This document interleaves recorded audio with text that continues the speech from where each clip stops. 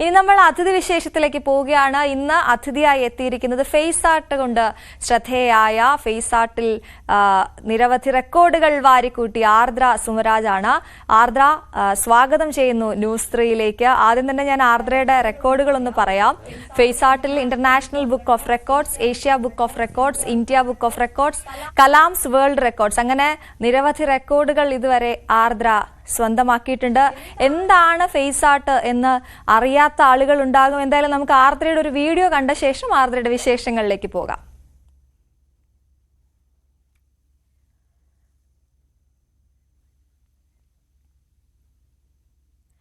ശരി, ഇതാണ് ആർദ്രയുടെ വീഡിയോ.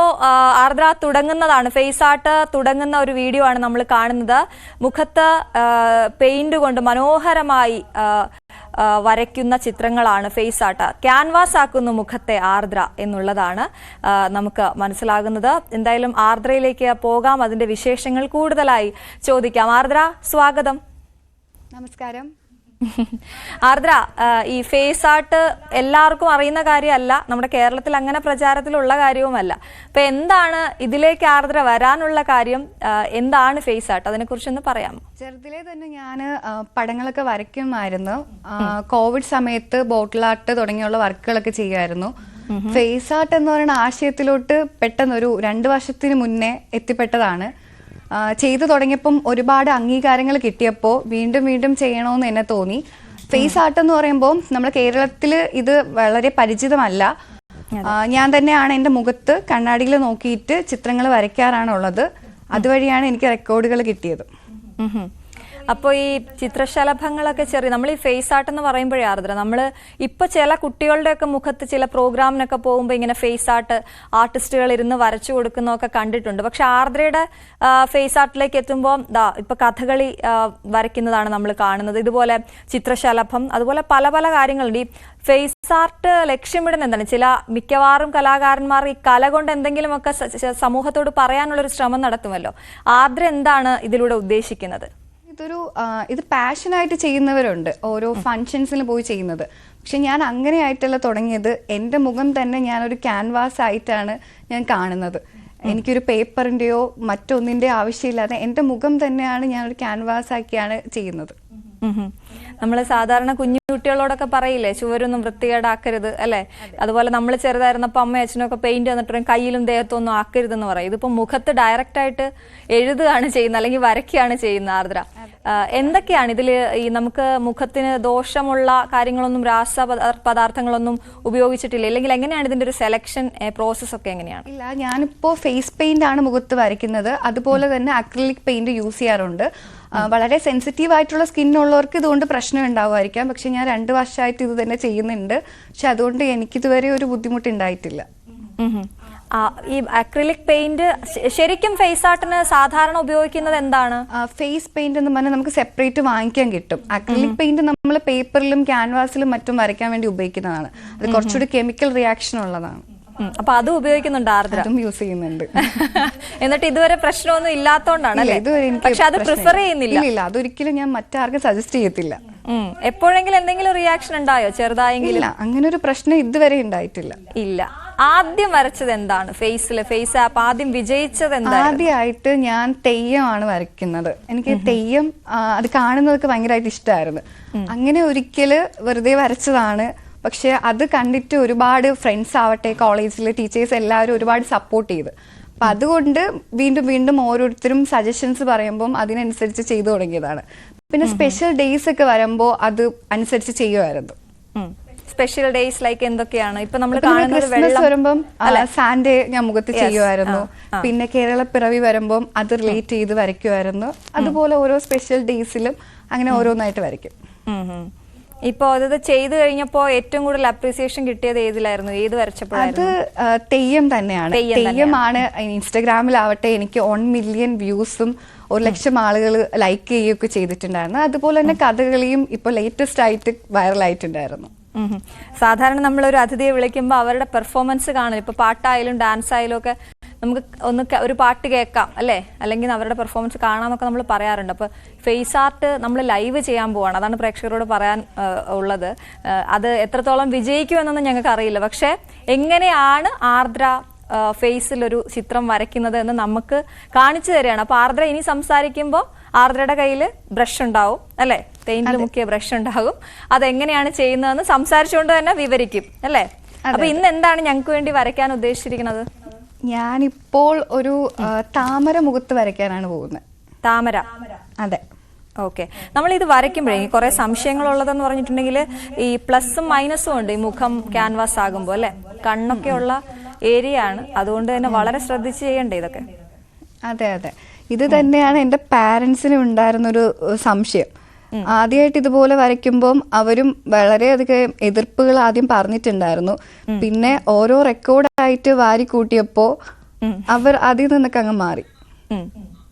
അപ്പോൾ ക്യാമറ ആർദ്രയിലേക്ക് ക്ലോസ് ആയി വരുന്നുണ്ട്. അപ്പോൾ എങ്ങനെയാണ് ഇത് വരയ്ക്കുന്നത് എന്നുള്ളത് ഒരുപാട് പേര് ആർദ്രയോട് ഇത് എങ്ങനെയാണ് ചെയ്യുന്നത്, ഞങ്ങൾക്കും പഠിക്കാൻ ആഗ്രഹമുണ്ടെന്നൊക്കെ പറഞ്ഞ് വരാറുണ്ടോ ആർദ്ര? ഒരുപാട് പേര് പറഞ്ഞിട്ടുണ്ട്. മുഖത്ത് ശരിക്കും പറഞ്ഞ ഒരു മീശ പോലും ഒറ്റയ്ക്ക് വെട്ടാൻ പറ്റുന്നില്ല എന്ന് പറഞ്ഞിട്ടുണ്ട് പലരും. അങ്ങനെയുള്ളപ്പം ഇതെങ്ങനെയാണ് ചെയ്യുന്നതെന്ന് ചോദിച്ചിട്ടുണ്ട്. കോൺസെൻട്രേഷൻ നല്ലോണം വേണം. അതെ അതെ അല്ലേ. ഒപ്പം ഈ ഫേസ് ആയതുകൊണ്ടുള്ള പേടി അത് വേറെ. ഇത് വരച്ചു കഴിഞ്ഞാൽ നമുക്ക് പെട്ടെന്ന് കഴുകി കളയാൻ പറ്റുന്ന പെയിന്റ് ആണോ? ഇത് റിമൂവ് ചെയ്യാൻ വളരെ ഈസിയാണ്. നമ്മൾ വെറുതെ ജസ്റ്റ് വെള്ളം യൂസ് ചെയ്താൽ മതി. ആർദ്രയ്ക്ക് വരച്ചതിൽ തെയ്യമല്ലാതെ ഫേവറേറ്റ് ആയിട്ടുള്ള പേഴ്സണൽ ഫേവറേറ്റ് എന്താണ്? എനിക്കെല്ലാം ഫേവറേറ്റ് തന്നെയാണ്. അതുപോലെ തന്നെ കഥകളിയും എനിക്ക് ഒരുപാട് ഫേവറേറ്റ് ആണ്. ഒരു കഥകളി വരയ്ക്കായിരുന്നു നമുക്കിവിടെ, ഒരു പകുതി കഥകളി അല്ലെ. ഇന്നിപ്പോ താമരയിലേക്കാണ് പോയിരിക്കുന്നത്. കുഞ്ഞുങ്ങളൊക്കെ വരയ്ക്കാൻ വരാറുണ്ടോ ആർദ്രയുടെ അടുത്ത്? കുട്ടികളൊക്കെ പറയാറുണ്ട്, ഇതുപോലെ വരച്ചു തരണമെന്ന് പറയാറുണ്ട്. നമ്മളിത് ഫേസ് ആർട്ട് ചെയ്യുമ്പോൾ ഉള്ള ശ്രദ്ധിക്കേണ്ട ഒരു കാര്യം, നമ്മൾ മേക്കപ്പ് ചെയ്യുമ്പോൾ പറയില്ലേ ബേസ് ആയിട്ട് എന്തെങ്കിലുമൊക്കെ ക്രീം ഒക്കെ ഉപയോഗിക്കണം, മോയ്സ്ചറൈസർ ഒക്കെ ഇടണമെന്ന്. അതുകൊണ്ട് മോയ്സ്ചറൈസർ ഇട്ടിട്ട് വേണം ഇത് വരയ്ക്കാനായിട്ടുള്ളത്. സെൻസിറ്റീവ് സ്കിൻ ഉള്ളവർക്ക് പാടായിരിക്കും. ഡയറക്റ്റ് അങ്ങ് വരയ്ക്കുകയാണ്, അല്ലാതെ നമ്മൾ അച്ചെടുത്ത് വരയ്ക്കലൊന്നും ഇല്ല. ഇല്ല ഇല്ല. ട്രേസ് ചെയ്യലൊന്നും ഇല്ല. ഇല്ല ഇല്ല, ഡയറക്റ്റ്. അപ്പൊ നേരത്തെ തന്നെ വര ഇഷ്ടമാണ്. ഞാൻ ഒരുപാട് കോൺസെൻട്രേഷൻ കളയുന്നില്ല എങ്കിലും ഈ പറഞ്ഞുകൊണ്ട് വരയ്ക്കുന്നത് കാണുന്ന ഒരു രസം. അതെ അതെ. അപ്പൊ നമ്മുടെ ഈ മുഖത്തെ ഏറ്റക്കുറച്ചിലുകളുള്ള ഭാഗങ്ങളുണ്ട്. അതായത് ഞാൻ ചോദിച്ചത് ഒരുപോലെ ഒരു പരന്ന പ്രതലമല്ല, ഒരു പേപ്പർ പോലെ അല്ലേ. അപ്പോ ഇത് 3D ആയിട്ട് അല്ലെങ്കിൽ ഇന്ന് നേരിട്ട് കാണുമ്പോൾ അതിനും ആ രീതിയിലുള്ള വരയായിരിക്കണ്ടേ മുഖത്ത്? അല്ല, എനിക്ക് ഫേസിൽ വരയ്ക്കുന്നത് ശരിക്കും പറഞ്ഞാൽ എനിക്കൊരു ബുദ്ധിമുട്ടായിട്ട് തോന്നിയിട്ടില്ല. 5-10 മിനിറ്റ് കൊണ്ട് തന്നെ ഒരു ഫേസ് ആർട്ട് എനിക്ക് തീർക്കാൻ പറ്റുന്നുണ്ട്. എല്ലാവരും ചോദിക്കാറുണ്ട് ഇത് ഒരു വളരെ ടാസ്ക് അല്ലേ എന്ന്. പക്ഷെ എനിക്കിതൊരു ടാസ്ക് അല്ല, ഇതെനിക്കൊരു ഇഷ്ടമാണ്. അച്ഛനും അമ്മയൊക്കെ പേടിച്ചതുപോലെ എപ്പോഴെങ്കിലും കണ്ണിലോട്ടോ മൂക്കിലോട്ടോ ഒക്കെ? ഇല്ല, എനിക്ക് അങ്ങനെ ഒരു ബുദ്ധിമുട്ട് തോന്നിയിട്ടില്ല. ആർദ്ര ഈ ഫേസ് ആർട്ട് അല്ലാതെ എന്താണ് പ്രൊഫഷണലി പഠിക്കുന്നുണ്ടോ അതോ? ഞാൻ ശരിക്കും LLB കഴിഞ്ഞ് നിൽക്കുവാണിപ്പോൾ. അതുപോലെ തന്നെ ഞാനൊരു ഡാൻസറാണ്. ഞങ്ങൾക്ക് ചെറിയൊരു ഡാൻസ് പ്രോഗ്രാം ഒക്കെ ചെയ്യുന്നുണ്ട്. വരച്ചോണ്ട് പറഞ്ഞാൽ മതി, അല്ലെങ്കിൽ ഇത് വരച്ച് തീരുമോ എന്നുള്ള ടെൻഷൻ എനിക്കാണ്. അപ്പൊ ഇപ്പൊ കവിളിലാണ് വരച്ചോണ്ടിരിക്കുന്നത്, അതുകൊണ്ട് ചിരിക്കാൻ പാടില്ല, ചിരിക്കാൻ പറ്റില്ല അല്ലേ? അതെ അതെ. ഇങ്ങനെ വേറെ ആരുടെയും മുഖത്ത് പരീക്ഷിച്ചിട്ടില്ല? ഇല്ല, ഫ്രണ്ട്സിന്റെ ഒക്കെ മുഖത്ത് വരച്ചിട്ടുണ്ട്. വേറെ അല്ലാതെ വരച്ചിട്ടില്ല. ഈ സോഷ്യൽ മീഡിയയിൽ സജീവമാണോ? അതെ അതെ. അപ്പൊ അതിൽ ചെല്ലുമ്പോൾ ഇതുപോലെയുള്ള ഇത് വേറെ എവിടെയെങ്കിലും പോയി ഫേസ് ആർട്ട് പഠിച്ചിട്ടുണ്ടോ, അതോ ഈ വര ഇഷ്ടമായതുകൊണ്ട് മുഖത്ത് സ്വന്തമായിട്ട് അങ്ങ് പഠിച്ചെടുത്തതാണോ? ഞാൻ ഇതുവരെയും വരയ്ക്കാൻ പഠിച്ചിട്ടില്ല. ഡ്രോയിങ് പഠിച്ചിട്ടേ ഇല്ല? ഇല്ല ഇല്ല. ചെറിയ കുട്ടിയായിരിക്കുമ്പോ തന്നെ വരച്ചു തുടങ്ങിയിരുന്നു. അപ്പൊ ഇപ്പൊ ഇത് ഫുള്ളായോ? ഇപ്പൊ കഴിഞ്ഞിട്ടുണ്ട്. ആഹാ, അടിപൊളി. അപ്പൊ ഒരു താമര മുഖത്തിങ്ങനെ വിരിഞ്ഞു നിൽക്കുകയാണ് അല്ലേ? അതെ. അപ്പൊ ഇതുപോലെയുള്ള നല്ല വരകൾ, അതായത് മറ്റേ തെയ്യമൊക്കെ വരച്ചപ്പോൾ നമ്മൾ ഫുൾ ഒരു റെഡ് ഷാക്കിയതിന് ശേഷം പിന്നെ ഐയുടെ അവിടെ ബ്ലാക്ക് ഒക്കെ കൊടുത്താണ് വരച്ചത്. ഇതിപ്പോ നമുക്ക് പ്രേക്ഷകരെ ജസ്റ്റ് ഒന്ന് ലൈവിൽ കാണിക്കാൻ വേണ്ടി നമ്മളൊരു താമര വരച്ചിരിക്കുകയാണ്. അപ്പോ ആർദ്ര LLBക്ക് പഠിക്കുന്നു. അവിടെ ഈ സംഭവങ്ങളൊക്കെ എന്തെങ്കിലുമൊക്കെ കാര്യത്തിന് ചെല്ലുമ്പോൾ അവർ പറയാറുണ്ടോ ഫ്രണ്ട്സ് നമുക്കൊരു ഫേസ് ആർട്ട് ചെയ്താലോ നമ്മുടെ അടുത്ത പരിപാടിക്ക് എന്ന്? അവിടെ ഇതുപോലെ പ്രോഗ്രാംസിനൊക്കെ കുട്ടികൾക്ക് ചെയ്തു കൊടുത്തിട്ടൊക്കെ ഉണ്ട്. പിന്നെ കോളേജിൽ എല്ലാവരും ഒരുപാട് സപ്പോർട്ടാണ്. പല അവാർഡ് വാങ്ങിക്കാനൊക്കെ പോകുമ്പോൾ ഒരുപാട് ലീവൊക്കെ എടുത്തിട്ടുണ്ട്. പക്ഷെ അവർ ഒരുപാട് സപ്പോർട്ടാണ്. ഈ റെക്കോർഡുകൾ എന്ന് പറഞ്ഞപ്പോഴേ ഓരോ റെക്കോർഡിനെയും കുറിച്ച് പറയാമോ? ഞാൻ ചോദിക്കുന്നത് നമ്മളിപ്പോ എത്ര സമയം കൊണ്ട് ഇത്ര പടം, അല്ലെങ്കിൽ അതിന്റെ പെർഫെക്ഷൻ ആണോ, അതിന്റെ എങ്ങനെയാണ് ഈ റെക്കോർഡ് കിട്ടിയിരിക്കുന്നത്? ഞാൻ 2023 ഇന്ത്യയുടെ നാഷണൽ സിംബിൾസ് സ്വയം മുഖത്ത് വരച്ചതിന് എനിക്ക് India book of record, Asia book of record, Kalam's world record, world wide book of record, international book of record, പിന്നെ ഒരു ഹോണറി ഡോക്ടറേറ്റ് എന്ന് പറഞ്ഞ ഡോക്ടറേറ്റ് ഉണ്ട്, അതും കിട്ടിയിട്ടുണ്ടായിരുന്നു. 2024 കേരളത്തിന്റെ സ്റ്റേറ്റ് സിംബൽസ് വരച്ചതിന് ഇന്ത്യ ബുക്ക് ഓഫ് റെക്കോർഡും അതുപോലെ തന്നെ ഏഷ്യ ബുക്ക് ഓഫ് റെക്കോർഡിൽ ഗ്രാൻഡ് മാസ്റ്റർ എന്ന് പറയുന്ന ടൈറ്റിലും കിട്ടിയിട്ടുണ്ട്. പിന്നെ ഇപ്പോൾ 2025 കഥകളി 4 മിനിറ്റും 40 സെക്കൻഡിലും മുഖത്ത് വരച്ചതിന് ഇന്ത്യ ബുക്ക് ഓഫ് റെക്കോർഡ് കിട്ടിയിട്ടുണ്ട്. 4 മിനിറ്റും 40 സെക്കൻഡ്. അതായത് ഈ കഥകളി എന്നൊക്കെ പറഞ്ഞാൽ നമ്മൾ കേട്ടിട്ടുള്ളത് എത്രയോ മണിക്കൂറുകൾ എടുത്ത് മുഖമെഴുത്ത് നടത്തുന്ന ഒരു കലാരൂപമാണ് അല്ലെ. അതും കിടത്തി ആശാന്മാർ എഴുതുന്നൊക്കെ നമ്മൾ ദൃശ്യങ്ങളിൽ കണ്ടിട്ടുണ്ട്. അത് ഇരുന്ന് ബ്രഷ് കൊണ്ട് ചെയ്തോ? അതെ, ഞാൻ തന്നെ കണ്ണാടിയിൽ നോക്കി ചെയ്തത്. ഈ കണ്ണാടി നോക്കി ചെയ്യുന്നത് ഭയങ്കര റിസ്ക് ആണല്ലേ? അത് എനിക്ക് അങ്ങനെ ഒരു റിസ്ക് ആയിട്ട് തോന്നിയിട്ടില്ല. ഇഷ്ടമാണ്, അതുകൊണ്ട് തന്നെ എളുപ്പമാണ്. എനിക്ക് വളരെ സിമ്പിൾ ആണ്. ഈ കഥകളി ഇപ്പൊ പുതുതായി എന്തെങ്കിലും മനസ്സിൽ പ്ലാൻ ഉണ്ടോ? ഈ റെക്കോർഡുകളുടെ ഒരു കൂട്ടം ഉള്ളത് കൊണ്ട് ചോദിക്കുകയാണ്. പുതിയ റെക്കോർഡ് ഇടാൻ വല്ല പ്ലാനും ഉണ്ടോ? ഇനി ഗിന്നസിലോട്ടൊരു ട്രൈ ചെയ്യാൻ ഒരു ആഗ്രഹമുണ്ട്. അടിപൊളി. അപ്പൊ എന്തായിരിക്കും? പറയാറായോ? പറയാറായിട്ടില്ല. നമ്മൾ ചെയ്യുന്ന കാര്യങ്ങൾ ആരും അറിയാതിരിക്കുന്നതല്ലോ. ആണോ? ഞാൻ ചോദിക്കുന്നത് എപ്പോഴും നമ്മുടെ കേരളത്തിന്റെയും ഇന്ത്യയുടെയും അങ്ങനെ ആ രീതിക്ക് ചിന്തിക്കുന്നുണ്ടെന്ന് തോന്നുന്നു അല്ലേ? പ്രൗഡാണ് ഭയങ്കര. അതെ, ഒരുപാട് പ്രൗഡാണ്. ഈ റെക്കോർഡുകളിലേക്ക് എത്തിച്ചത് ആരാണ്? വീട്ടില് ആരാണ് പറഞ്ഞത് നമുക്ക് ഇങ്ങനെയൊന്ന് നോക്കിയാലോ എന്നുള്ളത്? കാരണം എന്നെ അത്ഭുതപ്പെടുത്തുന്നത് ഇതുമായിട്ട് ബന്ധപ്പെട്ടൊന്നും പഠിച്ചിട്ടേ ഇല്ല. സ്വന്തമായി ചെയ്ത കാര്യങ്ങളാണ് ഈ റെക്കോർഡുകളൊക്കെ സ്വന്തമാക്കിയിരിക്കുന്നത്. അപ്പോൾ ആരാണ് പറഞ്ഞത് നമുക്ക് ഈ റെക്കോർഡ് ഒന്ന് ട്രൈ ചെയ്യാമെന്നുള്ളത്? ആരും പറഞ്ഞു തന്നിട്ടില്ല. ഇപ്പൊ റെക്കോർഡിന്റെ കാര്യമാണെങ്കിലും വീഡിയോസ് എടുക്കുന്നതും ഇതിന്റെ എല്ലാ കാര്യങ്ങളും ചെയ്യുന്നത് ഞാൻ തന്നെയാണ്. ഫാമിലിയുടെ സപ്പോർട്ടുണ്ട്, എന്നിരുന്നാലും എന്റെ കാര്യങ്ങൾ ഞാൻ തന്നെയാണ് ചെയ്യുന്നത്. പിന്നെ നമ്മൾ ഒരാൾ ഈ ഭൂമിയിൽ ഉണ്ട് എന്നതിന് എന്തെങ്കിലുമൊക്കെ അടിസ്ഥാനം നമ്മൾ ഉണ്ടാക്കിയിട്ട് പോണം. അത്രേ ഉള്ളൂ. യുണീക്കായിട്ട് എന്തെങ്കിലുമൊക്കെ ചെയ്യണം. ഇപ്പൊ നമ്മള് സൈഡില് കാണുന്നുണ്ട് ആർദ്രയുടെ ഓരോ ഇതും പ്രേക്ഷകരെ കാണിച്ചുകൊണ്ടിരിക്കുകയാണ്. മയില് വരച്ചത് വളരെ ഗംഭീരമായിട്ടുണ്ട്. അത് മയിൽപ്പീലി തന്നെ ഒറിജിനൽ ആയിട്ട് ഉപയോഗിച്ചിട്ടുണ്ട്. എനിക്ക് തോന്നുന്നു ഞാൻ ഫേസ് ആർട്ടിനെ കുറിച്ച് വായിച്ചപ്പോൾ ഈ ഫോറിൻ കൺട്രീസിലൊക്കെയുള്ള ഫേസ് ആർട്ട് ചെയ്യുന്ന ആർട്ടിസ്റ്റുകൾ ഇതുപോലെ രത്നങ്ങളും വൈരങ്ങളും ഒക്കെ, അതായത് മറ്റു പ്രോഡക്ട്സും കൂടെ ഒക്കെ ഉപയോഗിക്കുന്നുണ്ട്. അങ്ങനെ ട്രൈ ചെയ്യാൻ ശ്രമിച്ചിട്ടുണ്ടോ? ഞാൻ ചോദിച്ചത് എന്തെങ്കിലുമൊക്കെ ഇപ്പൊ നേരത്തെ മയിൽപ്പീലി കണ്ടതുപോലെ മയിൽപ്പീലി വരച്ചതല്ലോ, അത് ഒറിജിനൽ അല്ല. അപ്പൊ അങ്ങനെ ട്രൈ ചെയ്യാറുണ്ടോ? അതോ പെയിന്റ് മാത്രമാണോ? അല്ല, കൂടുതലും എനിക്ക് പെയിന്റ് മാത്രമായിട്ട് യൂസ് ചെയ്ത് ആ ഒരു ഒറിജിനാലിറ്റി കൊണ്ടുവരാനാണ് ഇഷ്ടം. ആർദ്ര, ഈ നമ്മുടെ ഈ ഫേസ് ആർട്ട് ഏതെങ്കിലും ഒരു മേഖലയിലേക്ക് തിളങ്ങാൻ പറ്റുന്ന കാര്യമാണ്? അതായത് ഞാൻ ചോദിക്കുന്ന ഇപ്പൊ ഫിലിമിലോ അല്ലെങ്കിൽ നമുക്ക് കരിയർ ആയിട്ട് എടുക്കാൻ പറ്റുമോ ഈ ഫേസ് ആർട്ട്? ഫിലിമിൽ നമുക്ക് മേക്കപ്പ്, ഇങ്ങനത്തെ മേക്കപ്പിന് ഒരുപാട് ഓപ്പർച്യൂണിറ്റീസ് ഉണ്ട്. അപ്പം ഇപ്പൊ LLB ആണ് ചെയ്യുന്നത്, പ്രാക്ടീസ് ചെയ്തുകൊണ്ടിരിക്കുകയാണ്. അപ്പം ഇത് കഴിഞ്ഞിട്ട് ഇതും മുന്നോട്ട് കൊണ്ടുപോകണമെന്ന് തന്നെയാണ് ആഗ്രഹം. മുന്നോട്ട് കൊണ്ടുപോകാൻ ഞാൻ ചോദിച്ചാൽ അതിന്റെ സാധ്യത എത്രത്തോളം ആണെന്നാണ്. ഇപ്പം എനിക്ക് മനസ്സിലായി, ഞാൻ തെറ്റായി മനസ്സിലാക്കിയാണെന്നറിയില്ല, ഒരു പൊള്ളൽ പോലെയുള്ള അല്ലെ, ബേൺഡ് ആയിട്ടുള്ള ഒരു ഫേസ്. അത് ഫിലിം ഇൻഡസ്ട്രിയിൽ നമുക്ക് ഓപ്പർച്യൂണിറ്റീസ് ഉള്ളതാണ്.